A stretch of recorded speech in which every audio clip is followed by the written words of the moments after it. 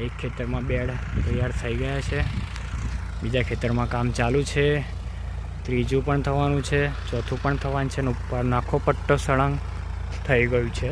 એ પણ બતાવું તમને. અહીંયાનું કામ હળદર રોપાઈ ગઈ છે અને પાણી પણ અપાઈ ગયું છે. આ ફુવારા પદ્ધતિ ગોઠવાઈ ગઈ છે, દેખાઈ રહી હશે તમને.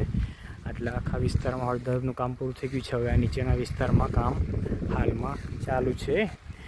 બધું ટેકનોલોજી દ્વારા આધુનિક પદ્ધતિથી પણ ઓર્ગેનિક રીતે કમસે કમ 80 ટ્રેક્ટર છાણિયું ખાતર નાખ્યું છે આ બધી જમીનમાં.